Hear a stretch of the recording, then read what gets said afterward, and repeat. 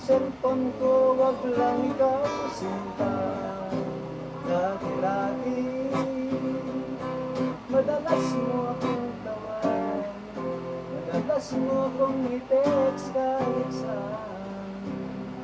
Ngayon'y hindi na, alam mo miss na miss kita. Lagi kitang kinokontak, ngunit labat ka. Labat na ba ang pag-ibig mo? Nakalog pa ba ako sa puso mo? Masignal pa ba ako sa isip mo? Hello, my love, kumusta ka? La la la la, la la la la, la la la la, la la la la, la la la la, la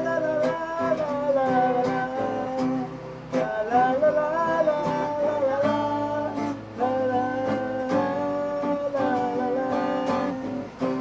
Labat na ba ang pag-ibig mo? Nagalan pa ba ako sa puso mo? May signal pa ba ako sa isip mo? Hello, my love, kumusta ka? Maraming pong salamat. Okay, so Nestor, may ilan lang po kaming katanungan. Ay halimbawa po, yung mga senior citizen na gusto rin pong kumanta, ano po ang kanilang gagawin? Usog ka po ng kauntidian ay para magkasya tayo. Ayan. Paano po ang gagawin na? Sino po ang kanilang kakausapin? Ayun pong mga may talentong mga senior citizen na hindi kumanta, ay sadyan ko lang ako sa aming bahay bilang inyong Pangulo dito po sa likod ng sementeryo. Paano po yung mga taga San Luis o taga ibang lugar? Ay, mayaging yung mga taga San Luis po at kung taga saan man kayo, kontakin ko lang ninyo ako dito. Punta lang po ninyo ako sa aming tahanan dito sa likod ng sementeryo Daang Baubao sa bandang dulo, huling tindahan. Ay, okay. Sige Kahit po. po kayo nasa Maria, San Luis, basta po yung mga may talento sa pag-aral. Welcome po kayo lahat dito na senior citizen.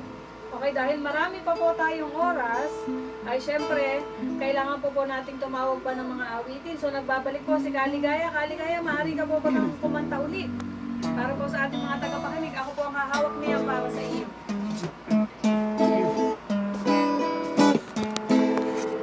Alam niyo po, si Kaligaya ay ibinibideo po niya. Maliban po sa Facebook Live, ay binibideo din po niya tayo.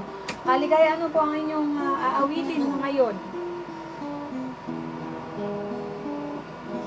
Ano po ang title ng inyong aawitin? Tangi kong pag-ibig. O sige po, ibibigay ko na po ulit sa inyo si Kaligaya.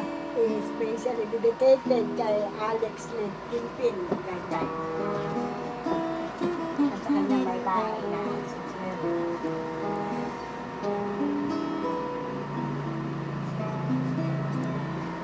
tangi kong pag-ibig.